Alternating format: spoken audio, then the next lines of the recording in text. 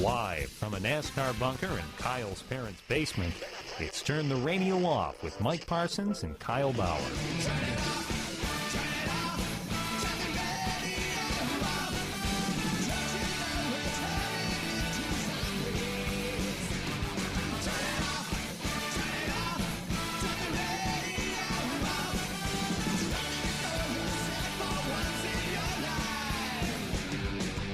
Become a fan at Facebook.com/TTRO Show. Follow along on Twitter.com/TTRO Show. Or just listen right now.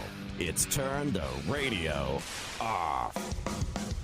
I just want this on record that I do not believe that the Drake versus Eminem beef is either real nor is ever going to happen.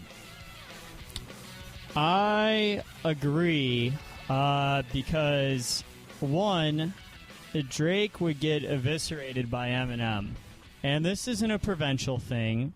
This isn't a provincial thing. This isn't a thing that has anything to do with me being from Detroit, me being almost 30 years old, growing up with Eminem or anything like that. And not literally growing up with Eminem Right. like everyone else around here claims. Well, everyone in Detroit...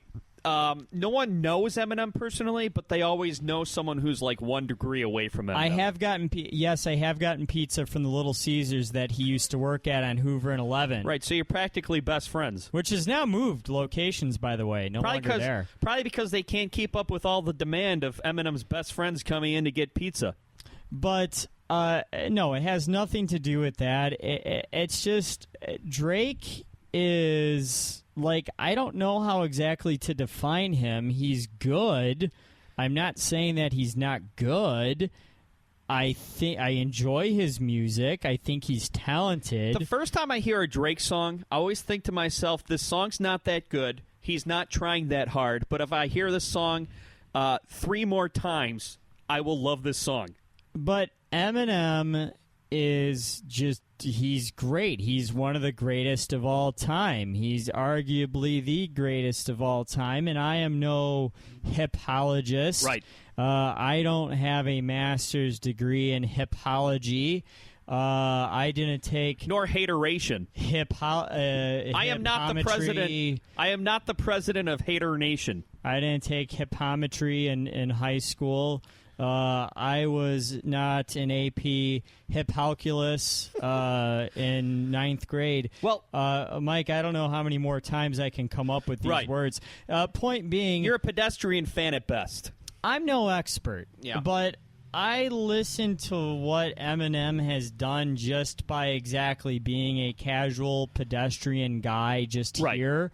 And even me, from my standpoint, I can tell that if Drake were to get in a quote-unquote beef with Eminem, it would end bad, and it would serve no purpose for either of them. Right. What is Drake even doing? Drake right now has nothing left to prove. He has his universe. Well, Eminem has his. Here's what I think isn't fine. Both of them are fine where they're at. Here's what I think isn't fair. I don't think that Eminem nor Drake are involved in getting the word out on this. I think I started to see this trending on Saturday, where it was all over the celebrity rags that allegedly Eminem is working on a diss track against Drake because he feels like Drake is a great studio rapper but doesn't think that he has any freestyle cred. So it was planted by a British presenter. That's what they call radio DJs over in England. A radio presenter whose watermark has been all over the internet and viral videos since Saturday. Spreading this rumor about Eminem wanting to take on Drake. And, I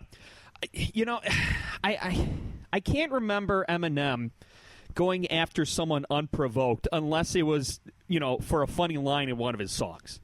On top of that, Eminem's in his 40s now, and he's a nice dad. He's not the Eminem who had something to prove to the world when he was first starting out. Okay, I mean, Eminem has spent the last couple years. He put out an album that was kind of a mea culpa to I forgot which album it was that he even admitted was kind of weak, but he put out this new album and it's been all over the radio and it's been pretty good. And he's been raising his daughter. And there was that story that came out last fall how she won homecoming queen at Chippewa Valley High School, and he hid down the cafeteria to not steal her limelight. And you know, he's like you said, there's no benefit in it for either one of them. And what I think this is, Kyle, this was a rumor that was put out by someone trying to build a name for themselves, and it's being run with by people who are our age or older, who we haven't really been in the target demographic for what's cool for a couple of years now. And like that Abe Simpson meme, what's new to us, what's in is scary and weird to us. So what we're hoping for is a hero from our glory days, back when we were in the target demo for what's hip and cool, to come back and show these whippersnappers how it's done. So all these people are globbing on to this manufactured story, saying, yeah, Em, you show Drake. Drake isn't that good, because things that are popular now are nowhere near as good as things that were popular 10 years ago back during my glory days. So they're really wanting to see this happen, and I don't think it's going to happen, because I think it's just a fake story that celebrity blogs and this English presenter put out for website hits. Drake did try to take a kind of took like a little half slap at Kanye in Summer 16. Did he? Yeah, he just Summer had a little. 16 is what? It's Drake's current tour, right? Well, right, but just in the single for that, he made a comment. Which single? Drake has like 4 singles on the radio right now. Summer 16, Summer 16. Yeah, where he had the pool line. Oh, okay. Where he's like, Kanye's pool is big, but my pool's bigger. Oh. Yeah. I haven't heard that one, but. Yeah, and and I think a lot of people thought he was trying to goad Kanye. And well, Kanye, I guess, someone talked to Kanye and said that Kanye claimed that Drake would beat Eminem in a rap battle. Well, Kanye says lots of things. I'll just leave it at that. But I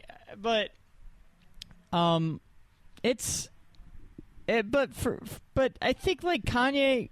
Well, Kanye also thinks that Kanye would beat Drake in a rap battle. Right. I mean, like, I don't. And that's the thing. Like, Kanye didn't even take the bait on that. Kanye just like left it alone. Right. Like, I don't really think that any rapper, like legitimate, highly successful commercial rapper, where like you went back 20 years ago, you went back 30 years ago, where it was like KRS-One and LL Cool J, right. Or you went to Eazy-E and Dr. Dre when they started having their feud after NWA broke up. Which was personal. Or you went into like Venomous days like that. You know, it's kind of similar to now how you're saying you don't see a lot of pro athletes, like, you know, basketball players and baseball players. Like, they're just not as venomous as they used to be with each other. You're not going to see another Pete Rose, Ray Fosse incident in the All-Star game. And you know why? Because similar to rap and hip-hop, all these guys realize that they've made it. Right. And they don't have as much left to prove by trying to take each other out. They're like, hey, I made it out, you made it out, we're all making millions, we're all stacking women on top of each other while we're at it. How about we just share this shit, celebrate it with each other, and try to help each other, if anything, instead of trying to take each other out. And I think the athletes have the same personality these days and the same mentality these days, and I think rappers, a lot of them have the same mentality too, and I say good for them. Well, Drake is... He is beefing with someone who's somewhat high profile in the hip hop world, but it's personal. It's not Joe like Budden. No. Oh, Meek Mill. No, which he seemed to make quick work of those two. Him and Funkmaster Flex are beefing right now. What?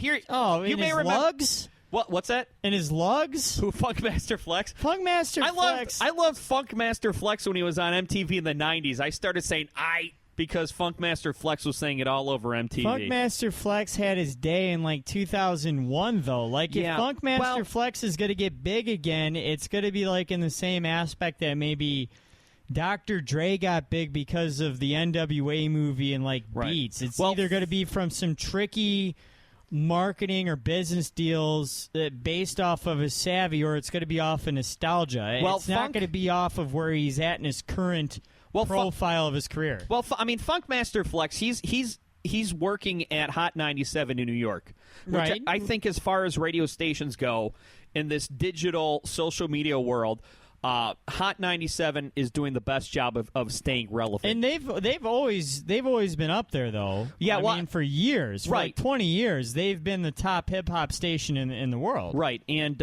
we all remember the interview with Charlemagne the God, their morning show host, and Birdman.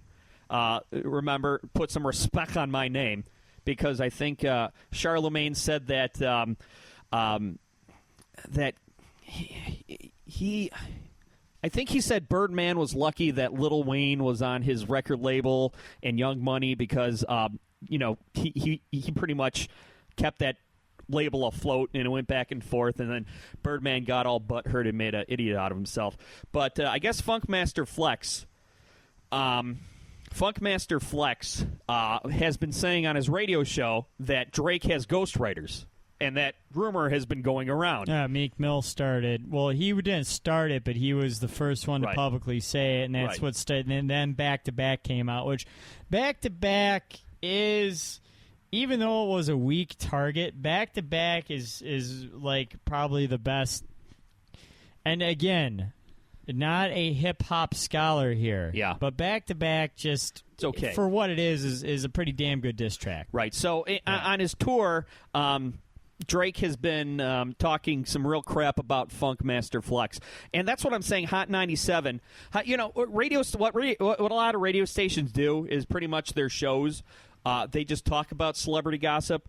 Hot 97 at times becomes a celebrity gossip, and that's why I say they've probably done the best job staying the most relevant in this brave new media world. But see, that is something that Drake took personally, and that's why that beef happened. Back when Eminem and Christina Aguilera, it wasn't a hip-hop beef, but they had a war of words. She said something he took offense to personally, talking about his wife, and he went out. I mean, Eminem's not sitting around saying, okay, who am I going to go after just because I'm bored and my daughter's off at college? I don't know. Right, exactly. That's the thing. So that's why. But people are running with it without doing any research. I'm like, is there any evidence other than some guy who happens to have somewhat of an outlet saying it? Although, mind you, Funkmaster Flex, I think, is older than Eminem. Oh yeah, yeah. Like, I think Funkmaster Flex probably in his early to mid 50s at this point, right? I might be a little off on that, but I would think he's in his 40s. But yeah, see, he's probably in that range. That's him. That's him questioning Drake's integrity and Drake's prowess as an artist. Even if, although I will say this, like if it comes out, and also another thing too, by the way, I honestly didn't know about the Funkmaster Flex allegations. Right. So here's what I believed about Meek Mill and Joe Budden. I thought those two beefs were the same way you'll see in boxing. Anyone remember that sport? The same way. That's like MMA with just fists, right? Yeah, and they actually wear gloves too, and there's not as much doping. It's like the same way. Maybe there should be more doping. It's like the same way how in boxing you'll see a promoter or a boxing organization maybe line up a couple cream puffs to build up a profile leading up to a big pay-per-view match for a fighter. Right. The way I looked at it, it's like just two cream puffs, basically, two low-profile guys, two guys who have made some waves before. Right. To show that Drake is savage enough, but not having to test his savagery too much. Especially with the whole Nicki Minaj connection. Like, Young Money Squad, like... I mean, Nicki and Drake have collaborated several times. They've toured together, and you have Meek Mill, who is in a relationship, and it just didn't make any sense to me that there would be this feud here, and then he would directly pull Nicki in the middle of it. The whole thing seems set up to me like he was just serving as a stooge. He's a jobber, like it was a WWE thing, right? Like wrestlers, you start out as a jobber, where your job is to get beat, to put the bigger superstars they're trying to build over with the fans. Yeah, and meanwhile, Drake was upstairs at Tootsie's getting shoulder rubs. And then the whole thing with Joe Budden came out of nowhere. It's like, okay, well, you find the younger guy who's just looking for a start as a jobber, and then you find some old wash-up guy who's looking for one more paycheck. I mean, like, that came out of nowhere, and now but that was before the Funkmaster Flex thing. I think maybe he's adding a little more fuel to the fire because he's backing up what Meek Mill was saying. Yeah. Well, I think the Funkmaster, to me, the Funkmaster Flex thing seems genuine, but. Like you said, I mean, Fred and I used to talk about this a lot on the weigh-in, especially with the MMA guys.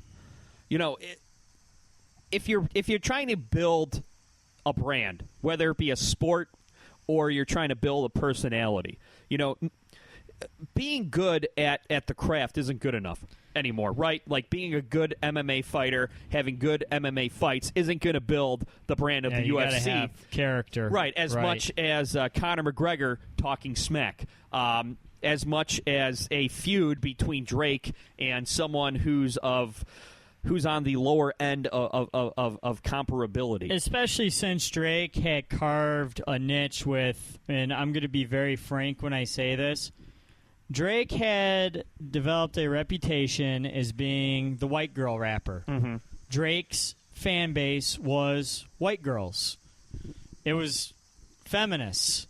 It was. They had glommed themselves onto him and turned him into something that was soft. I was going to say made him look soft. Yeah, made him look soft. And as much as this fan base of his wanted him to believe that he was embracing that, I don't think he ever really did. Yeah. I think they idealized him into believing that he was something that he never was or ever wanted to be. Well, I mean, I think some of this beef that suddenly he was dragging out here was it was an effort to make him look tougher. Yeah, well, I also think how you're an edge on him. You're onto something because when you're in a testosterone-dominated arena, whether you're trying to portray a certain image or not, if somebody questions your toughness or your masculinity, you're gonna want to defend yourself. Yeah, and one last thing that kind of contradicts to that point, though, if it does ever come out that he in fact uses a ghostwriter, I'm sure he is not the first rapper. No,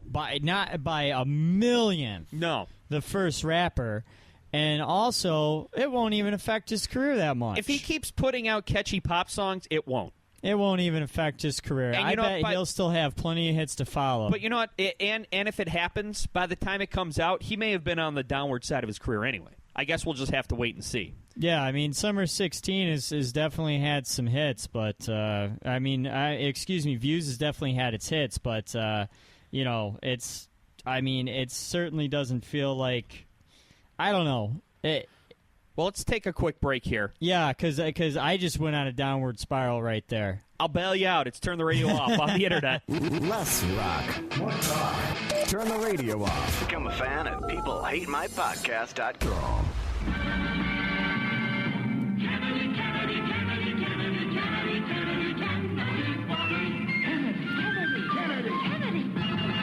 Do you want a man for president who's seasoned through and through, but not so doggone seasoned that he won't try something new? A man who's old enough to know and young enough to do. Well, it's up to you, it's up to you, it's strictly up to you. Do you like a man who answers straight, a man who's always fair, will measure him against the others, and when you compare, you cast your vote for Kennedy and a change that's overdue. So it's up to you, it's up to you, it's strictly up to you. Yes, it's Kennedy, Kennedy, Kennedy, Kennedy, Kennedy, Kennedy, Kennedy for me. Kennedy, Kennedy, Kennedy, Kennedy, Kennedy, Kennedy! Mr. Nixon, what is the truth about our ability to fight the growing menace of communism? Well, first, we must recognize communism for what it is. Mr. Khrushchev understands only strength and firmness. To apologize to him just means weakness. Our next president must show clearly that America won't stand for being pushed around anywhere in the world. When Mr. Khrushchev says our grandchildren will live under communism, we must answer his grandchildren will live in freedom. When he says the Monroe Doctrine is dead, we say the doctrine of freedom applies everywhere in the world. The only answer to communism is a massive offensive for freedom. Freedom from hunger, from disease, and a victory for the ageless hope of people everywhere. Freedom from tyranny. Vote for Nixon and Lodge, November 8th. Switch off the radio. Turn off the radio. Shut down your radio system. We'll do it live! What? I'll write it and we'll do it live! Turn the radio off. There you go. I'm drunk. Kyle, are you watching the Olympics at all? I actually watched a little bit last night. I watched some swimming and some volleyball. For the first time, I've wanted to watch more Olympics, just haven't gotten around to it. Oh wait, I don't think. No, I watched some rugby on Saturday. What am I saying? Yeah, I caught some rugby on Monday, which I thought was good. I was trying to figure out how the scoring works, but I was sort of like curling. You know, everyone gets into curling around the Winter Olympics for about the 2 weeks it's happening and 2 weeks after, and then it goes away. But, I guess I bet you rugby is going to be the hot sport this year because it hasn't been in the Olympics since the 20s, I think. And we're getting close to football season. Yes, and it's definitely a lot like football. And unlike rugby, which normally you would have to watch on Fox Sports Net at like 3 in the morning, it will actually be accessible. I don't think a lot of people are watching the Olympics, and I'll tell you why I think this. 11:30 on Saturday night, I was at Buffalo Wild Wings, and they had NBC's coverage on TV, and it was late but not too late, 11:30, which means that it's late, but a lot of people are still watching after their late local news, and they were in the Amazon rainforest. I don't know exactly why, but it's in Brazil, so I'm sure they found some kind of tie. I don't know if someone from one of the Brazilian teams, but either way, they were in the Amazon rainforest. And there was National Geographic tit on TV. There was a tribal woman bare-breasted on TV. And I said, oh, my God, the Internet's going to freaking erupt because there was a titty on NBC. And I heard nothing about it. I even posted a status. Did anybody see that nipple on NBC? And I think one person did, and he's a sports writer in Houston. That's it. So, and then I thought to myself, and I'll be interested to see the ratings. And it was still early on. It was the day after the opening ceremonies, which I think there's probably a bit of a fatigue after that, so people may need some time to take a break, and maybe people are out and about. But I was out and about, and I still saw it, and I said, wow. I said, either people didn't know that was a titty, or nobody's watching this. My Twitter's been all over the Olympics, my Twitter feed, which is good because I can't imagine a Twitter feed that is not sports dominated. I would be frightened by that because I've heard about Twitter that is not sports dominated. It sounds like a eighth level of hell. There's a lot of Make America Great Again and a lot of people pacifying racism against Leslie Jones from the Ghostbusters. Yeah, I mean, Yeah, so I'm glad. I mean, even then, it still seeps through every once in a while. But what I'm saying is that my Twitter feed is mostly pleasant and fun, and has celebrated the Olympics so far. And, so I've been getting like most of my coverage through there, and definitely rugby has been the prevailing popular sport. And already women's rugby's over with, and that's what I watched a little bit on Sunday morning or Saturday morning, and I came to a very somewhat sexist realization, or maybe I'll just call it what it is, sexist. I'm trying to do that where I'm trying not to be the person that says, this is going to sound a little sexist. Because it is. This is sexist. Yeah. No, usually if you have to have that primer, it just is. Right. You know what I say? I say, here's an ignorant white male observation. Yeah. But I don't know how we haven't had, or it's taken me this long to realize that we need more professional women's football, or maybe more of a spotlight on professional women's football. And I say this because I'm watching these women play rugby, and like I'm going my whole life thinking like, oh, well, I don't really watch the NBA or WNBA. Hi, Paul. You know, right, I really, and nobody else is, really. I really only watch women's soccer during international competitions. Which is the one place where women outdraw the men. Right. You know, in international competitions, yeah. Although I think that's starting to change. And then I will watch a little women's hockey when it's on, as far as women's college hockey, which is really, you're never going to see women's professional hockey, although the NWHL did have its inaugural season last year. Well, probably because men's pro hockey isn't isn't that popular itself in the U.S., yeah.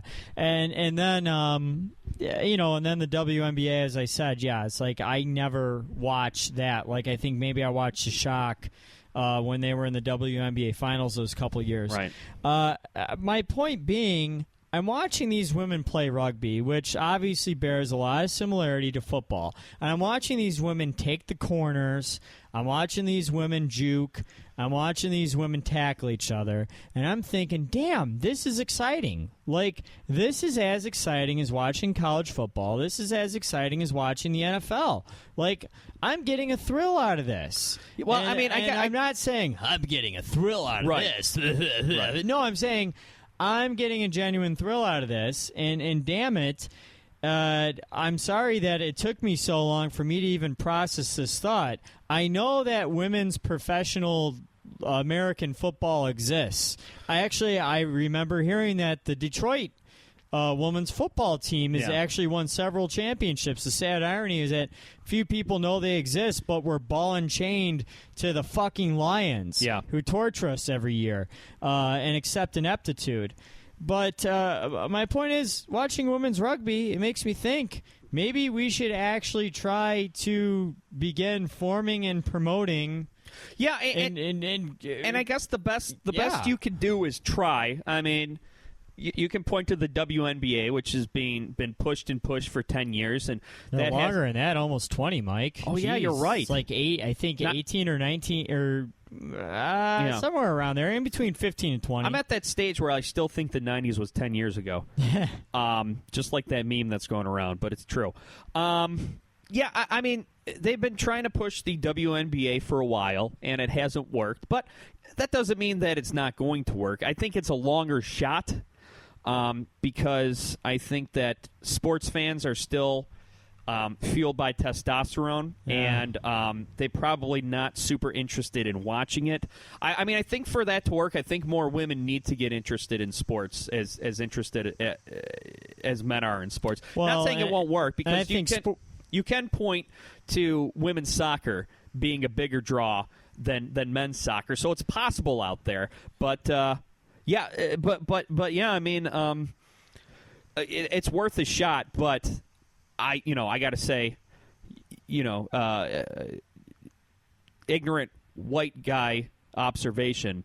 I think you're up for an uphill battle. Oh, it will definitely be an uphill battle, but I think one of the attitudes that has to change is that women aren't that interested in sports. I think sports needs to be more interested in women. Maybe, but I mean, I sports... think that's one of the attitudes that needs to change, and I think there is where you can create your stepping stone, especially with something. Well, you're not like going to get that football. from. That's not something you're going to get from the professional leagues, because right. because the professional leagues, The sexism is so ingrained, and also the path of least resistance to printing money. I mean. That's another great point, too. I mean, it's there. It sounds good coming out of your mouth, right. But the realism is there that it would be a good fight. I'm just saying, though, watching women's rugby and that, I know this is what it took to make me have this realization. And again, it's like I know the leagues existed, and I never actively sought them out before.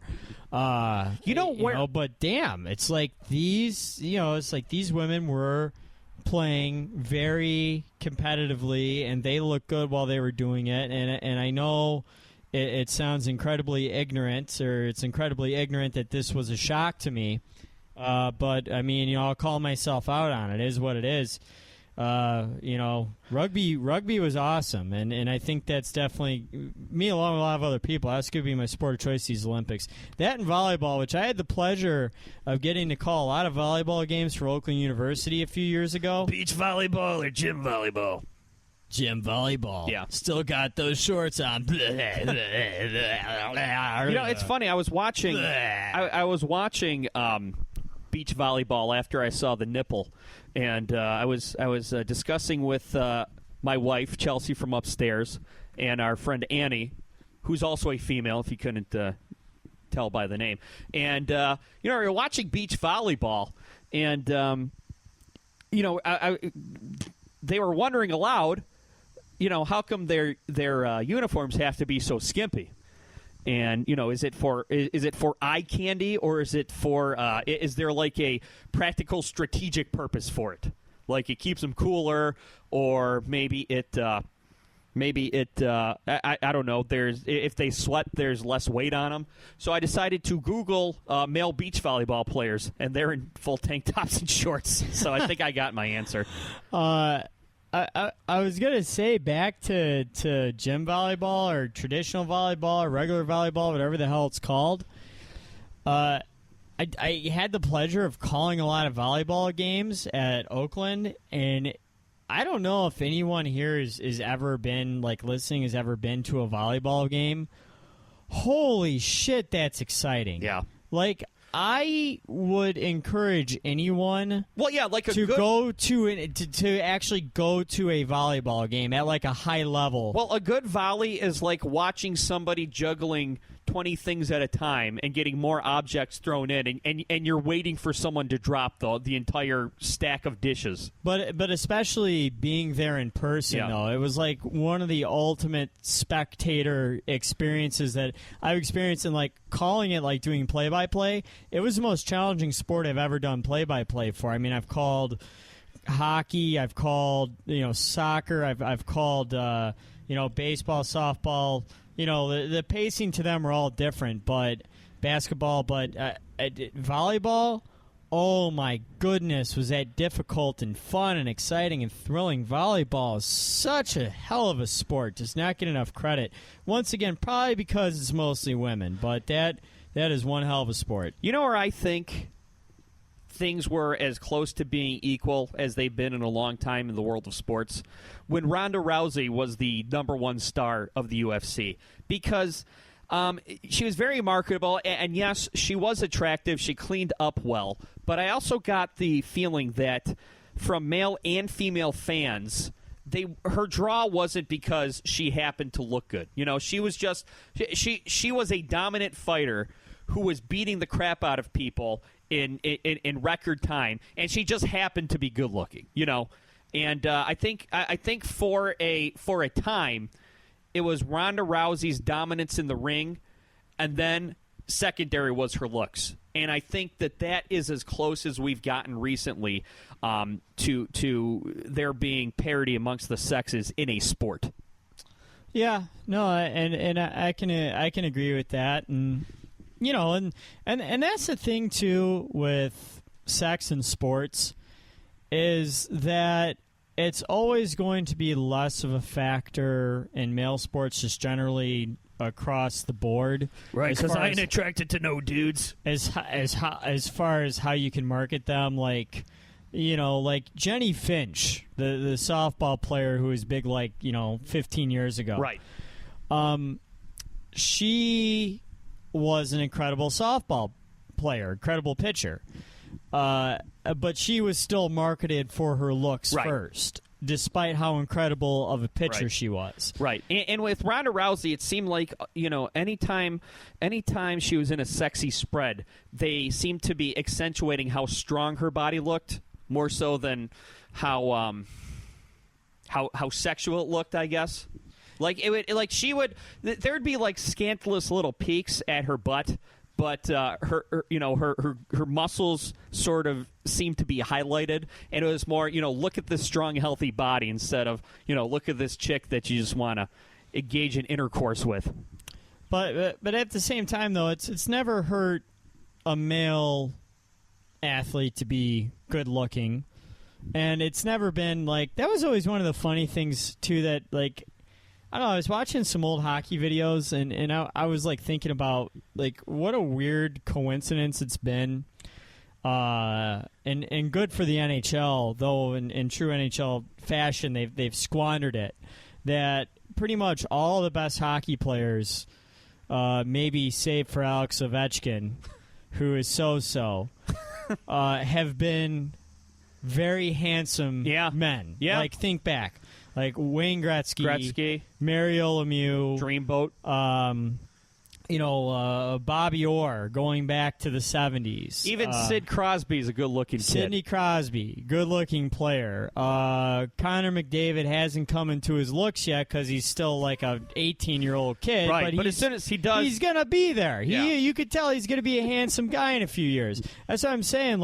Alex Rodriguez, back in his day, maybe a little bit too boy bandish and clean cut. I think his looks did hurt him, but I think it's because he was so enthralled in his own looks. Right, to the point where it made the male crowd turn on him. No dudes hate Jeets for being good looking. In fact, they love Jeets for all the strange he's gotten and all the gift baskets he's given out over the years. Yeah, Derek Jeter, good looking guy. The only male athlete that I think has been, who has done well in spite of his looks. Michael Jordan was a good-looking guy. Yeah. Still is. Yeah, still is, yeah.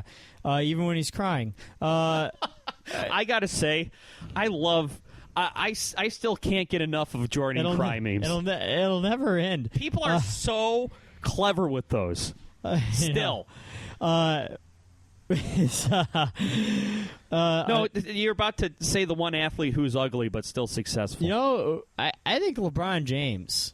I mean, he's not terrible looking, and Michael Phelps is another one too. Yeah, I think both of them are kind of the same way in that they're not terrible looking. Well, do women have a paper bag stipulation like most men do?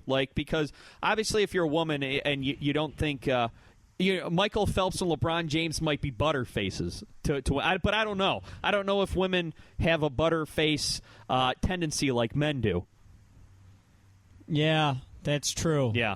Yeah, I don't know about that. I mean, they might. Because LeBron James is ripped and rich, and Michael Phelps is ripped and rich. And there we go being sexist again, but... but I feel like those are two factors that go into being attractive. Why did this segment take a weird turn like this? Let's take a break, because we all know... We need to reevaluate where we are on the Kinsey scale. Hey, you know what? I'm just me. But I will tell you, Kyle, the most handsome Detroit Tiger of all time, one Bobby Higginson. Turn the radio off on the internet. Turn the radio off with Machine Gun Mike Parsons. And guess what? Life isn't fair. You don't always get what you want. And Kyle Avocado Bauer. Oh, zombie preparedness kit. I'm a zombie. Lols, lols, lols. We'll be back in seconds. Turn the radio off. With more Turn the radio off. On the internet. Today we live in a world of terror, madmen and missiles. Our military is challenged by aging weapons and low morale. Because a dangerous world still requires a sharpened sword, I will rebuild our military. I will move quickly to defend our country and allies against blackmail by building missile defense systems. As president, I will have a foreign policy with a touch of iron, driven by American interests and American values. In this election, the environment itself is on the ballot, and there's a big difference between us. I'll never put polluters in charge of our environmental laws. I've worked for 24 years to protect our air and water and hold polluters accountable. And I believe if we act now, we can reverse the tide of global warming. I hear some people say, this election doesn't really matter. It does matter. Our air and water are at stake, and I need your help to protect them. Turn the radio off. Tell your friends about us. Make them like us on Facebook. I am not sure if we are broadcasting properly. Turn the radio off. Online and worldwide. TTROshow.com. All right, Kyle, I thought of a ugly athlete who was pretty successful at building his image off the court. But he was so out there that I don't think it I think he used his ugliness to his advantage. The Worm, Dennis Rodman. Oh, yeah. And he was trending on Facebook the other day. I guess there's this new show produced by Vice. I don't know if it's going to be on HBO, where they've been on in the past, or if it's going to be online only. But he was telling a story about the 3 times he broke his penis. The first time... I think I've done that before. Have you? That sounds terrible. Yeah. Well, I mean, as a man who is who pulls as many ladies as you, I'm used to. Yeah. Those days are over. It's been a very dry summer. The frequency of chances for you to injure yourself, something's got to give eventually. The first time he broke his penis, I guess what happens is he was with his girlfriend. They had a drunken night on a cruise ship. And she said to him, "Go stand against that wall and get a running start into me." Oh, my goodness. And so he did it, and obviously the landing wasn't perfect. I don't know if he hit the spot or not, but he fell down. And the second time was when he was a Piston. And some woman, not his girlfriend, but one of his friends, came in for the night, and she just backed it up too hard onto him, and that was his dick breaking, not her fart. And then I guess the third time it was with the first woman, and I don't know exactly how he broke it, but they went to the hospital, and he said, "Yeah, this happened to me before. Just give me the pain pills, and in 3 weeks it'll be better." And the doctor just kept bringing people in, saying, "This is the damnedest thing I've ever seen. Come look at Dennis Rodman's broken penis, And so he said up to 8 people came in, and they finally gave him the pills and sent him along his way. And I guess the next morning he got a phone call in the hotel room, and his girlfriend picked up. And I guess they said that they have the pictures of his penis. They're going to sell them to the National Enquirer unless Dennis Rodman pays them $25,000. And his girlfriend said, "Fine, publish the pics." And I'm like, you know what? That's kind of a ride or die, right? Yeah. Yeah, I mean, and I don't remember there ever being a story about Dennis Rodman's penis pictures going public, so I guess she called their bluff, and it didn't happen. Well, good for her. Yeah. Although, I think that's happened before to me, like I said. I think if you broke... I'm a quick healer, though. Yeah, I would think if you broke it, you would know it. Because he said there was blood all 3 times. Oh, God. No, maybe not then. Yeah. Yeah, I don't know. I think maybe what happens is... just a loud snapping noise, some limpness. Was there a loud snapping noise to you? Yeah. Oh, my God. Okay, so... just, you're going in a little too hot. Right. You miss your target. Right. Right. Yeah. There's hormones surging through you, so your brain is doing things that your body can't. But you're in the moment and you're supercharged. So I'm not going to ask you how it happened because that's none of my business. But after it happened, how long did it hurt? Couple days. Was it? So maybe I think I just sprained it then. Were you able to continue on with your normal daily activities, or were you out of commission for a day or two? I was out of commission for a day or two. Normal days activities. Yeah. I mean, yes. But I hid the pain. Let's see. Within 5 years, how recent was this? The past 5 years? Just a couple of years ago. Okay. So I knew you. I knew you. I don't think you were in the picture ever when I had an injured penis. Right. I don't think I was there, but you and I may have had interactions after. So did you have to call into work after you sprained your penis? No. I just hit it really well. So, were you walking with a limp? Because, when you have it, in a lot of pain. Yeah. And so how long was it before you could use it recreationally again? Well, I was just at the beginning of a new relationship, so I think the recovery time you had to put your game face on. Right, it was probably faster than it would have been in a normal circumstance. I'll just put it that way. And did it heal back to normal, or was there? I think I was at full power probably about a week later. But I mean, did the appearance of your member change? Was it hooked? It was bruised. No, I mean permanently though. No. Permanent. Okay, so it was restored to full. But glory. there was bruising. Right. Yeah. Right. As during the healing process. Well, when your girlfriend at the time saw your bruised penis, or did she not see it? Did you? She saw it. Okay. What was her reaction? She was very concerned. Okay. And after she felt bad. After we're done recording this, I'm going to ask you which girlfriend it was. But not while we're recording. Very interesting. See, I didn't see. To me, we throw the term around. We throw the term brave around. I would say that's an act of bravery, because the male penis. I've been brave often in my life. Yeah, that's good. But as a teenager, I was brave multiple times a day. But no, because if you think about it, there's not only is there a lot of physical pain that is associated with your penis, it's there's a lot of emotional pain. It's kind of whether it's justified or not, we kind of define ourselves by our members, and the old adage is the size of your member indicates your manhood. So if your member gets broken and you can't use it for a while, you may feel inadequate as a man, and so there's a lot to contend with when you have an injured penis. I want to know what that woman was thinking. What, by the way, to want to be, if that one story is true about the running start. The running start. That's so incredibly stupid. Because here's the thing. All right. Well, I think you're in two altered states. You're in two altered states where you feel where you feel more invincible than you are. I understand what could possibly be going through their heads. There may have been drugs too involved. Under no condition, though, should that be smart and can that end well.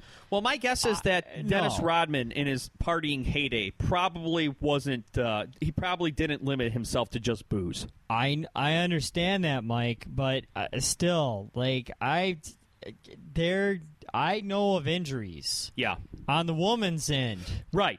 From doing stuff like that, like having accidentally mistiming things involving a positions involving a lot of force. Right. And things. And she probably has more of a risk. Well, there's more of a risk with her, yes. Yeah, exactly. Let's move on to another dick, Donald Trump. And way to transition out of that. I wasn't sure where the segue was going to come there. I was waiting for it. The thing about a transition is you shouldn't bring attention to a transition. I know you shouldn't, but that was impressive. I was waiting for it. And yeah. There you go. Well, we're talking about another dick, Donald Trump here. And the other day, on Monday, he was in Detroit giving a speech to the Detroit Economic Club at Cobo. And this speech was different than any speech he's given throughout his campaign. He started talking specifics. He was laying out his economic plan. I don't know how many tax brackets we have right now, but he says he wants there to be 3 tax brackets: 15%, 25%, 33%, and that's it.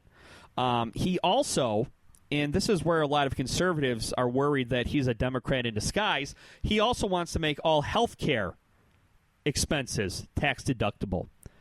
And on top of that, he seemed to be subdued, reasonable, and coherent, sticking to the issues yesterday in Detroit. And I was thinking to myself, maybe, just maybe, someone's in his ear saying, okay, hey, Donald, you got to kind of tone it down now because this is a general election and you have to appeal to a broader voter base. And it sounded like maybe that's what he was doing. Fast forward less than 24 hours later, I don't know exactly where Donnie Trump was, but he was giving a speech and talking about, hey, you got to vote for me. Once Hillary's in, she's in. And she can make all the Supreme Court decisions. And once the judges are appointed, they're in. And then he said something along the lines of, well, maybe the Second Amendment people might have something to say about this.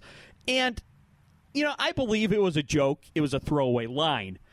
But I also think that the angry Donald Trump voter who identify with him because he validates their anger and makes it okay for them to be afraid of people who don't look like him, they're not going to understand a subtle joke, and they're going to take that seriously.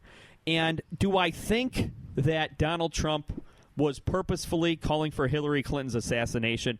No. But with the frenzy he's whipped everyone up into, he may have put out a very dangerous, inadvertent dog whistle. Now, I don't think that Hillary Clinton is going to get assassinated, but with some of the Trump supporters, I wouldn't want to risk it.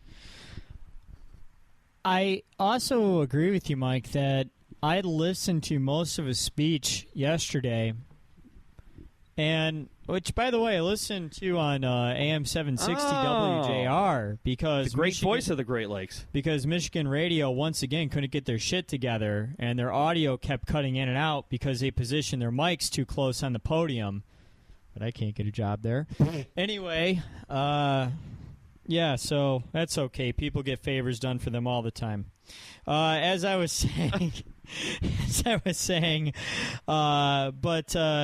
I was listening to Trump's interview, or excuse me, his speech yesterday, and I too, I was even agreeing with some of his points. You know, he talked about rolling back TTP. You know, he talked about reneging on it. Right. That's a controversial point that a lot of people on the left are not happy with President Obama agreeing to, that Hillary Clinton has proudly gone along with, and he also talked about renegotiating NAFTA. There's a lot of middle-class people, a lot of middle-class blue-collar workers who lost manufacturing jobs because of NAFTA. Canada has deeply regretted NAFTA, and a lot of Canadians want to see NAFTA repealed. He's appealing to a very broad base by speaking about renegotiating NAFTA.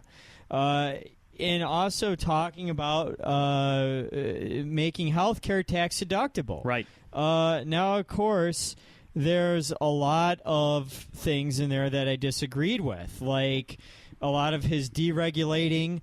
I thought is very dangerous ideas. You know, there's a lot of economic policy that I disagreed with, but he was making a lot of sense. He was actually laying out policy for the first time that I've heard him in his campaign. I was thinking he had an incredibly rough week. He kind of went off the rails during the Democratic convention, and somebody said, hey, take a few days off, rein it back in. And just as quick as he got back on track, he took a day, rode the lightning, and now he's right back off of it, doing his usual dog whistling, whether it was intentional or not. And last thing I'm going to roll out here, and Gawker had thrown this out back in February, and I wanted to just toss this theory out here, too, of why he could be so erratic, aside from just being generally unfit and unpresidential and unqualified. Donald Trump back in the 90s had been linked to a shady physician named Joseph Greenberg who had gotten busted for prescribing amphetamines, and he got popped for being in metabolic amphetamine rings. And it's been noted before that Trump was one of the people who was his patients, and that Trump took amphetamines regularly. So you think it fried his brain? I'm saying that there's a possibility that Trump may have, took amphetamines then. I don't know. Maybe there's some issues there. I'm not going to be one of the people who's going to speak to his mental stability. I think those are kind of low blows that aren't needed. He's got enough issues as it is with his racism, xenophobia, and just his general bigotry. I'm not going to talk about, his mental wellness. But I will say, clearly he can't hold it together for more than 24 hours with all the stress that's on him in this presidential campaign, and this is just another example of it. Well, I'm starting to wonder if he even lasts more than a couple more months here. I think he's very sensitive, and he hides that behind false bravado. He gets his feelings hurt a lot, and that's exactly what happened with the Khan family. The Khan family, they were, and I don't remember the father's first name, but their son was a Muslim who fought in the Iraq War, and he was killed. And Khan's father went out at the Democratic National Convention and said that Donald Trump doesn't know the Constitution from a hole in the ground. And he held up the Constitution and made a big display about it. And so Donald Trump got his feelings hurt, and on one of the Sunday news programs, he said that Mr. Khan has no right to criticize him about the Constitution, which the Constitution says that he does exactly have that right. And it seemed like finally we found something that would harpoon another candidate, would also harpoon Donald Trump. And yes, you know what? The Khan family may have been a trap laid by the Democrats. And if it was, Donald Trump fell for it, hook, line, and sinker. And it's kind of a scary thought to me, Kyle. It seems like rationality is kind of winning out. Okay, nobody. I don't think there's a whole lot of people excited to vote for Hillary Clinton. I think if Hillary Clinton wins in November, there'll be a lot of people at the polls plugging their nose and voting for her because the status quo is less scary than the change Donald Trump is promising. Yeah, absolutely. So it seems like I guess I'd call it begrudging sanity is taking over. But you know what would be scary? Now, what if Trump's numbers after this little assassination dog whistle? What if they go up? Oh, that would be terrifying. Yeah, I hope not, because as much as Hillary Clinton is disliked, I don't think anyone wants to see the terror and instability a presidential assassination would bring. Yeah.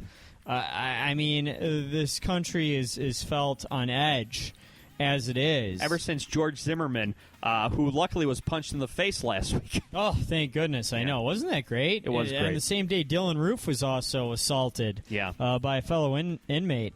I think the one thing that would really push this country over the edge would be a presidential assassination. Right. Which, I mean, for good into an abyss that would take us a good solid couple years to recover from. Right. And hopefully Trump dog whistling such a horrific thing, whether intentional or not, just him having the stupidity to even insinuate such a thing will be what finally brings him to his knees. Mike, a couple weeks ago, and I'm not saying this to call you out. Oh, God. I'm just saying this to point it out. A couple weeks ago, you suggested that he's going to win this thing. I didn't think that would happen, but I'm just saying now as it is, I'm starting to wonder, along with